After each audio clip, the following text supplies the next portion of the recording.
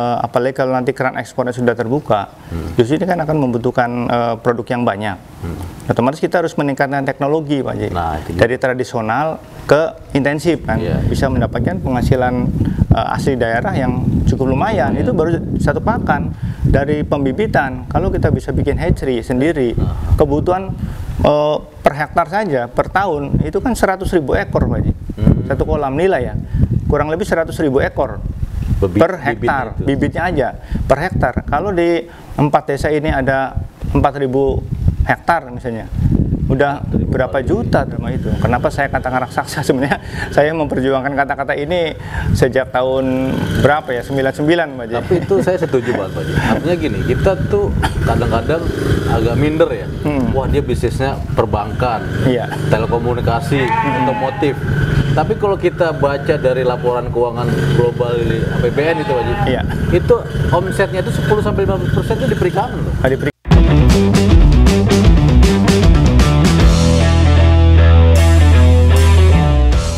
Assalamualaikum warahmatullahi wabarakatuh. Ketemu lagi dengan saya Delva. Saya saat ini ada di Indramayu, dikelilingi tambak tradisional ikan nila, bandeng dan udang. 3 in 1. Jadi dulu di sini banyak produksi udang faname ya, udang windu ya, Pak. Udang windu, kemudian faname. Tapi seiring dengan bergantinya waktu, di sini berubah menjadi pusat budidaya ikan nila. Tapi pengembangan budidaya di sini benar-benar mengandalkan alam ya. Jadi dengan lahan yang cukup luas, bisa lihat di belakang sana, itu tidak ada blower, kincir juga tidak dinyalakan ya. Jadi benar-benar kita mengandalkan alam. Dan kita akan bicara panjang lebar dengan owner di sini, Pak Haji Nono.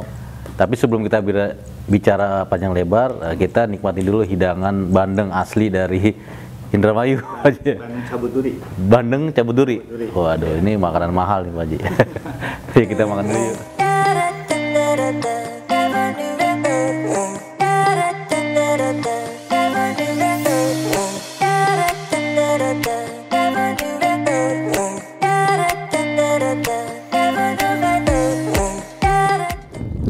Nah, ini nila apa nih Pak Haji? Ini jenis nila salin. Nila salin. Nila salin. Nila salin itu nila yang bisa hidup di air payau, bahkan konon bisa tahan di air laut ya. Dengan kadar garam 35 ppt, di bawah 35 ppt ya. Kemudian kadang kalau di air tawar itu kadang-kadang suka bau tanah gitu Pak Haji. Suka bau tanah. Ini enggak sama sekali. Kalau di air payau itu enggak bau tanah sama sekali. Itu kelebihannya itu Pak Haji. Dan memang yang kedepannya mungkin masyarakat akan lebih meminati dan menikmati nila salin ini Pak Haji, karena kelebihannya tadi gitu. Cuma sementara ini kan masih terbatas nih ininya, bibitnya gitu. Mudah-mudahan ke depan juga bisa dikembangkan lagi oleh pemerintah ya, untuk pada masyarakat yang memiliki tambak-tambak di area air payau dan air asin Pak Haji. Mudah-mudahan. Berarti ini di Kabupaten Indramayu ini ada berapa luasan hektar itu Pak yang produksi? Kalau total tambak ikan dan udang di Indramayu itu di atas 22.000 hektar Pak Haji. 10 kecamatan pesisir ya, itu 10 kecamatan pesisir. Iya, ada di atas 22.000 hektar ya. Itu. Tapi modelnya tradisional. Ya, model tradisional. Kalau dulu-dulu sih ada ya sebagian udang panama intensif, tapi pemainnya sangat sedikit dan sekarang juga beberapa sudah mengakhiri budidaya udang, karena memang udang itu ya virus ya, susah jadi udahlah, lebih baik kita cari selamat saja lah. Mending nanam ikan nila aja yang aman gitu. Ikan itu lebih aman, risiko lebih rendah yang aman itu. Ini berapa bulan panennya Pak? Ini 3 bulan Pak Haji. 3 bulan dari ukuran sekilo isi 300 ekor. Sekilo ukuran 300 ekor, 3 bulan itu bisa sekilo isi 345. Masa? Iya. 300 apa 30? 300? 300 ekor per kilo. 300 ekor per kilo. Dari kecil ini? Iya, kecil banget, iya. Kecil banget. Nanti 3 bulan udah jadi isi 345 isinya, sekilo. Ya karena mungkin ini kolam tanah dibantu sama pakan alam juga Pak Haji ya. Teknik budidayanya kan dia tidak ada probiotik, berarti nggak ada obat-obatan. Nggak ada Pak Haji. Nggak ada. Jadi murni dikasih pakan aja. Iya, cuma ganti air aja. Ganti air aja. Jadi ganti airnya tadi yang seminggu sekali dibuang. Seminggu sekali 70% dibuang, kemudian tiap malam dikocor pakai itu 2 in pompa dari pompa celupnya. Sibel ya. Dari air tanah gitu. Bukan, dari tampungan. Ini kan dari sungai, Pak Haji. Oh, dari sungai. Ya, ini kita harus punya tampungan. Oh. Tampungan ini ngambil dari sungai, kita tampung dulu, mengendap kan. Nah, kita diambil air atasnya aja. Nah, tiap malam tuh kita isi pakai pompa celup ya, sibel ya. Yang 2 in. Itu tiap malam. Oh, tiap malam dari jam 6 sore sampai jam 6 pagi. Oh, semalam itu? Iya, semalam itu. Jalan terus itu. Oh, jadi nyembur lah. Kan timbulnya oksigen. Ada banyak sih, sekian hektar banyak dari pompanya, Pak Haji. Iya, ngikutin ini aja, yang 2 in ya. Setiap kolam itu 1 pompa gitu. 1 pompa gitu. Ditambah malam kincir jalan, Pak Haji. Oh, malamnya jalan kincir. Kalau siang dimatiin kayak gitu. Siang dimatikan. Kalau mulai pagi udah ada angin lah, udah mulai dimatikan gitu. Lagi. Ya, untuk menghemat aja. Tapi termasuk mudah ya, Pak ya sebenarnya? Sebenarnya relatif sederhana ya. Sederhana iya. Iya, relatif sederhana gitu. Yang penting cadangan air gantinya ada aja, Pak Haji. Iya. Itu aja kuncinya. Cuma kan kalau di daerah bibir pantai kan sumber airnya berlimpah ya. Iya, itu. Tapi ini juga kadang-kadang di musim kemarau juga air bakunya juga di daerah sini agak susah juga. Itu gimana ya saat ini kalau nanti kalau di musim kemarau kita ganti pakai bandeng, Pak Haji. Oh, ganti bandeng. Kita 1 periode bandeng lah. Itu periode bandeng. Oh, gitu. Gitu, karena sumber air bersihnya sedikit. Iya, bukan karena sumber air air payaunya itu berkurang. Karena kalau kemarau kan salinitasnya tinggi, Pak Haji. Asin banget. Sampai 60 ppt kan. Nah, sampai 50 gitu kan. Jadi bandeng itu. Bandeng kan tahan itu. Ganti bandeng gitu. 1 periode lah gitu, 1 periode. Gitu. Tapi kalau di daerah yang khusus air tawar sih ya sepanjang tahun nila. Nila terus. Nila terus gitu. Tapi diganti bandeng juga ada positifnya. Jadi supaya lahannya agak istirahat lah gitu. Karena bandeng kan pakannya nggak terlalu diporsir ya. Terlalu diporsir. Terus ya, bandeng kan makan klekap, kotoran-kotoran yang di tanah. Ya, dibersihkan lahan ya, membersihkan lahan. Gitu. Ini ada bandengnya nggak di sini di kolam ini, Pak? Kalau di sini nggak ada, Pak Haji. Nggak ada, ini nila aja. Kecuali yang kolam tadi itu aja ya? Iya, kolam itu. Berapa ton panennya kemarin, Pak Haji? Kemarin kita 3,1, Pak Haji. 3,1. 1.500 ya? 1.500. Itu. Nah, kita mudah-mudahan dengan teknologinya Pak Haji ini, root blower ini, mudah-mudahan kita bisa 10 ton lah. Kolam ukuran ini kan, ukuran 1.500 bisa 10 ton. Dengan konsep itu kan sebenarnya kalau root blower itu memang dipakai oleh yang bioflok murni, Pak Haji. Kalau bioflok murni itu kan dia benar-benar memanfaatkan probiotik untuk mengurai amoniak atau kotoran-kotoran itu sehingga dirubah menjadi protein kan, dimakan sama ikan. Nah, di situ butuh oksigen yang banyak itu. Selain ikan juga probiotiknya butuh. Nah, kalau dengan konsepnya Pak Haji ini dia untuk membersihkan kotoran itu dengan cara manual dibuang, berarti kan oksigen itu hanya buat ikannya aja. Jadi lebih sedikit sebenarnya oksigen yang diperlukan gitu. Iya. Ya, saya harapin sih bisa menambahkan, karena oksigennya berlebih kita tambahkan biomasanya, ikannya ditambahin kan, sehingga panennya juga nambah. There was once a day that I would pray for you. I'd go and misbehave just so you'd notice too. Sneaking looks up and down from across the room. And damn, what a hell of a view. I feel good, you look great, I like you, I can't wait. A first time, a first date, you're so fine, I'm so late. You sip wine, I drink straight, don't waste time to my place. I feel my heart erase, so catch me if I fall. Jadi Pak Haji kepikiran gimana harus menambahkan kolamnya dengan blower sama diffuser tuh, ada ide dari mana Pak Haji? Iya, itu karena melihat konten kita ya, Pak Haji ya, PT Bumi Wirastaraya. Ya, itu saya tertarik gitu karena ini kan ditaruhnya di dasar, Pak Haji. Di dasar ya. Sementara kita ini selama ini cuma pakai kincir. Itu kan cuma oksigen untuk bagian atas kan, nggak bisa ke dasar. Nah, kita membutuhkan oksigen yang nyuplai dari dasar. Nah, kemarin saya lihat di kontennya Pak Haji itu ada namanya diffuser. Nah, saya penasaran kan, makanya saya baru tahu namanya ini diffuser membran ya. Ini fungsinya apa nih, Pak Haji? Jadi ini sebenarnya untuk mengubah udara dari blower. Kalau blower dari udara dari blower itu kan dia gelembungnya besar. Jadi diubah menjadi gelembung halus. Ini halus sekitar 1 mili halusnya itu. Mungkin di bawah 1 mili ya. Iya, lembut banget ya. Nah di sini ada pori-porinya nih Pak Haji. Cuman nggak kelihatan ya. Tapi nggak kelihatan ini ya. Ya kalau kita Halus tiup banget. mungkin. Oh iya. Jadi halus sekali. Nah membran ini dari karet ya.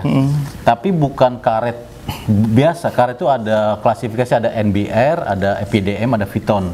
Kalau NBR itu dia kayak karet ban. Dia keras memang. Tapi getas, gampang pecah. Iya. Terus lubangnya itu pori-pori itu lama-lama membesar. Iya. Jadi gelembungnya kalau udah membesar dia gelembungnya jadi kasar. Kalau ini EPDM itu di tengah-tengah. EPDM. Ya. Kalau di atas lagi Viton. Viton itu bisa buat kimia. Wis. Kalau ini buat kimia nggak kuat, tapi buat air laut ya, cocok buat air limbah nih biasanya buat buat limbah juga cocok. Nah biasanya ini teknologi ini dulu dipakai untuk pengolahan air limbah Pak Haji. Di pabrik-pabrik, di hotel, apartemen, di mall, untuk mengurai limbah-limbah domestik maupun limbah produksi. Dia butuh oksigen yang besar juga kan. Nah biasa pakai ini. Gitu. Nah saya dulu memang mainnya ke sana. Industri ya. Industri. Awalnya ya. Dan saya lihat. Tapi dunia perikanan juga lama-lama membutuhkan Pak Haji. Karena saya perhatikan ternyata di dunia perikanan itu omset se-Indonesia itu gede Pak Haji. 10% dari perputaran duit Indonesia. Iya, perikanan ya. 10% ya? 10%. Iya. Kan APBN kita 3.000 triliun, 10%-nya itu anggaran. Iya. 10-15%. Wah, ternyata gede juga gitu. Gede. Tapi kok nggak ada yang pakai diffuser? Nah, itu makanya. Nah, di situ makanya saya masuk gimana biar cepet ya. Jadi saya bikin konten Pak Haji. Jadi ada petambak dari waktu itu dari mana ya? Dari NTB bukan? NTB, kemudian dari Cianjur, saya promote. Jadi sebenarnya juga di beberapa tempat tuh di daerah Lampung dia sudah menggunakan diffuser, tapi diffuser yang kecil, yang cost bubble gitu. Untuk tambak udang di daerah Lampung tuh udah lama udah pakai, cuman gaungnya belum bergaung gitu loh. Ya memang kadang-kadang orang kalau udah berhasil tuh diem-diem aja Pak. Kagak mau ngomong gitu. Biar dia berhasil. Padahal harusnya dibagikan ya. Berhasil yang dapat pahala. Nah saya lah yang kemudian ada Pak, jangan bilang-bilang ya gimana, yang bilang orang saya jualannya gitu. Iya, kan pahala juga kan. Iya. Jadi ya itu fungsinya Pak Haji. Nah saya harapin juga Pak Haji ya bisa mendongkrak produktivitas dari ikannya. Amin Pak Haji. Nah ada juga yang kualitas bukan tiruan ya, jadi produksi lokal itu beda Pak Haji. Jadi kalau yang produksi lokal ini dia kasar ya, ininya juga keras tapi getas. Kalau kita sobek sedikit kita tarik itu bisa. Ini build up ya Pak Haji? Ini build up. Ya mudah-mudahan awet. Nah ini lanjut ke ini Pak Haji, mengenai bisnisnya Pak Haji ini sebagai pembudidaya dari tahun berapa? Saya awal tahun 97 ya, dulu main di Udang Windu Pak Haji. Ya, tahun 97 di Udang Windu, dan memang dulu kita merasakan juga keemasan Udang Windu ya, di saat krisis moneter ya. Masa jaya kan, masa jayanya Udang Windu dulu kan. 1 kilo sampai 150.000 dulu ya, zaman keemasan Udang Windu kan. Dan sistemnya pakai mesin seperti ini juga? Ada sebagian pakai kincir ya, nah, sebagian tradisional dulu gitu. Tapi seiring waktu kan namanya udang, kata para pakar itu kan masalahnya virus kan. Kalau virus kan sangat susah dihadapi gitu. Jadi nggak bisa dipastikan kalau nanam udang itu, walaupun kita menggunakan ABC itu, ya tetap aja namanya virus. Akhirnya tahun 2002 Udang Windu sudah mulai menurun kan, 2002 menurun. Nah, baru kurang lebih tahun 2006 itu mulai ada udang Paname, udang putih. Ya ini relatif lebih tahan, tanamnya lebih banyak, pertumbuhannya lebih cepat. Windu nggak usah lama panennya ya? Windu 4 bulan. 4 bulan. Iya. Sebenarnya kalau umur sih antara Paname sama ya.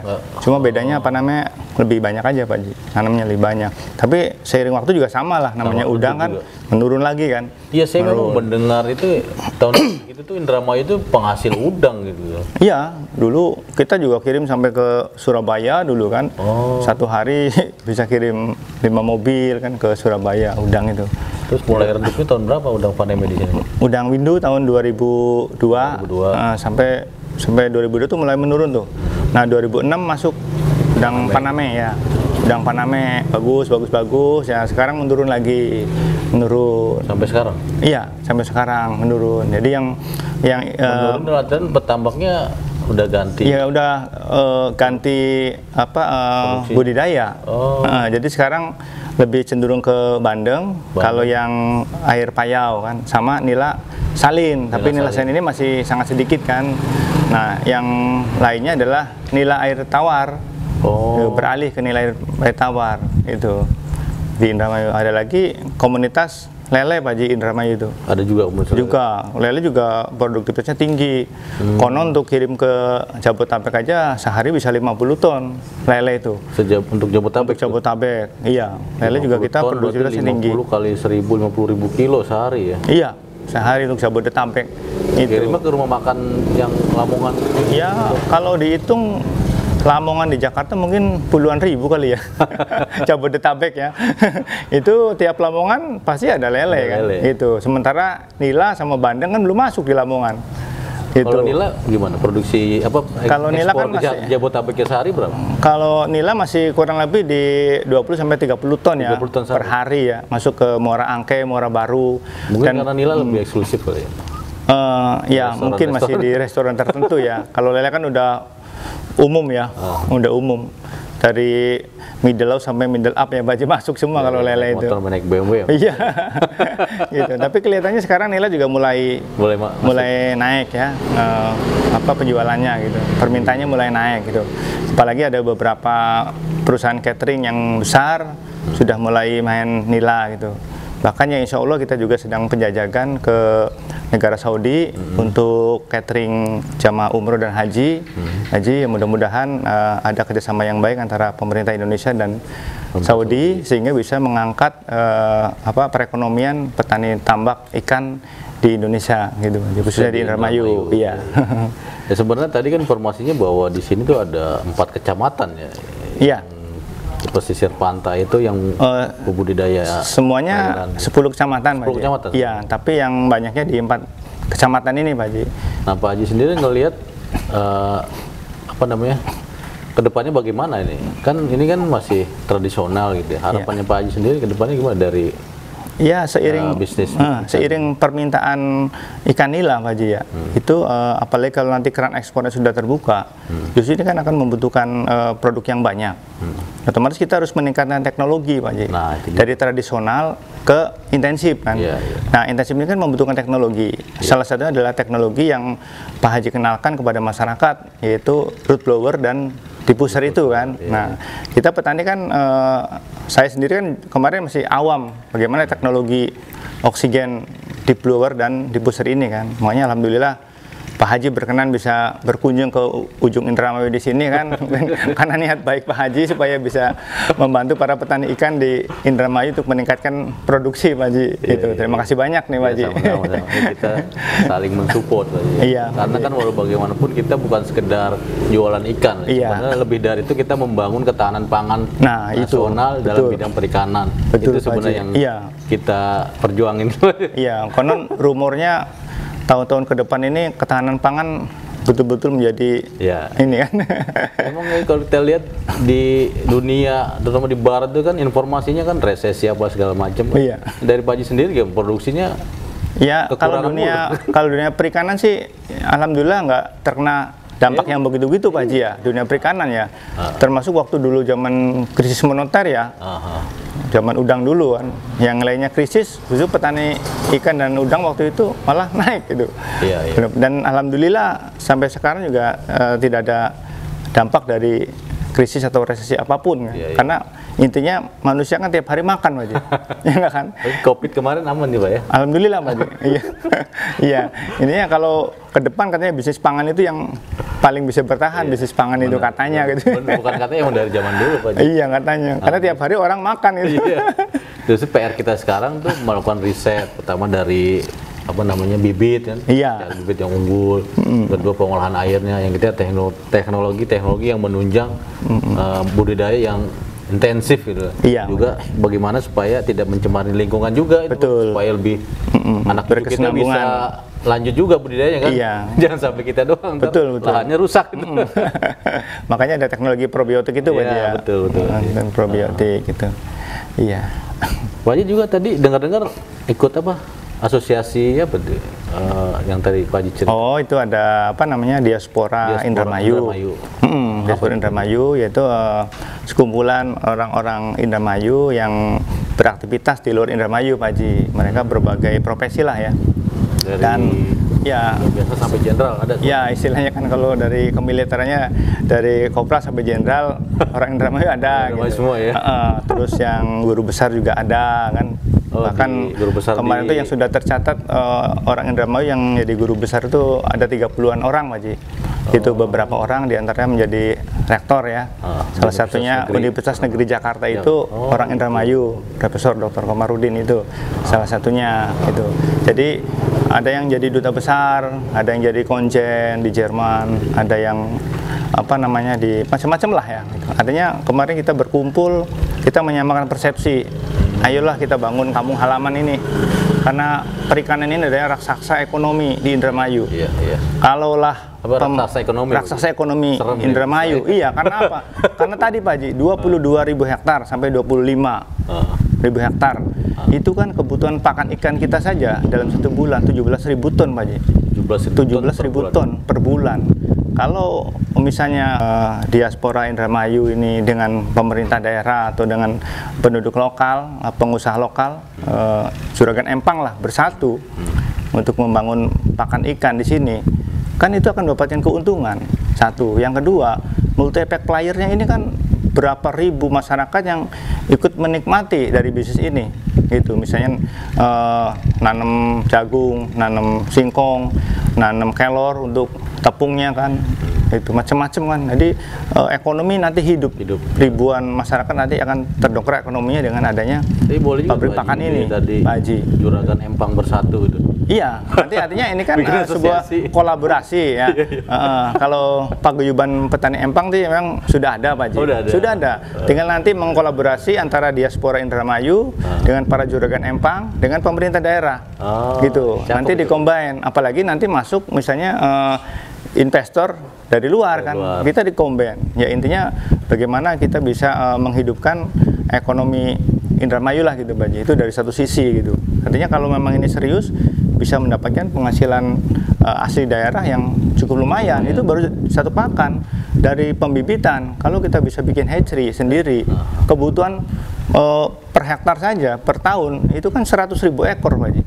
Satu kolam nilai ya, kurang lebih 100.000 ekor per hektar, bibitnya aja per hektar. Kalau di 4 desa ini ada 4.000 hektar misalnya, udah berapa juta tuh? 40 juta ekor. Iya, itu kan luar biasa perputaran uangnya itu kan. Kalau dari sisi pemerintah kayak BUMD-nya belum ada ya? Belum ya, ini kita kemarin juga kita berkomunikasi dengan Bupati Indramayu, kebetulan dengan diaspora Indramayu di Jakarta di Hotel Mahakam. Juga kita menyamakan persepsi antara diaspora Indramayu yang tergabung dalam Indramayu Institute, itu menyamakan persepsi. Ya mudah-mudahan kita bisa sinergi, Pak Haji, untuk membangun sektor perikanan yang merupakan raksasa ekonomi Indramayu itu. Kenapa saya katakan raksasa? Sebenarnya saya memperjuangkan kata-kata ini sejak tahun berapa ya? 99, Pak Haji. Tapi itu saya setuju banget, Pak Haji. Artinya gini, kita tuh kadang-kadang agak minder ya. Wah, dia bisnisnya perbankan, telekomunikasi, otomotif. Tapi kalau kita baca dari laporan keuangan global APBN itu, Pak Haji, itu omsetnya itu 10-15% itu di perikanan loh. Di perikanan, iya. Telekomunikasi yang keren-kerenan begitu mah nggak nyampe 10%. Iya, iya. Ini paling besar perikanannya. Iya. Itu dari dari perikanan sama pertanian. Iya, iya. Iya, apalagi dari pakan aja kan bisa dihitung. 17.000 ton per bulan. Iya. Berarti kan sekitar 17 juta kilogram per bulan. Betul. Dari 10.000 udah berapa miliar, puluh miliar kan. Ratusan miliar setahun. Artinya saya pernah membuat blueprint dari sektor perikanan, pemerintah bisa mendapatkan PAD ratusan miliar dari sektor ini, Pak Haji. PAD loh. Iya, PAD. Itu PAD yang luar biasa. Mudah-mudahan Bupati dengar tadi. Iya, ya mudah-mudahan. nanti Bupati ini ya, sumber PAD nih di sini nih di sekolah nih. Ya, kebetulan alhamdulillah kemarin Bupati juga responnya sangat positif, Haji. Waktu ketemuan di Hotel Mahakam ya dengan diaspora Indramayu dan calon investor dari Saudi itu ketemu, responnya sangat positif ya. Itu. Mudah-mudahan tahun depan raksasa ekonomi Indramayu ini bisa bangkit lah, Haji. Bangkit.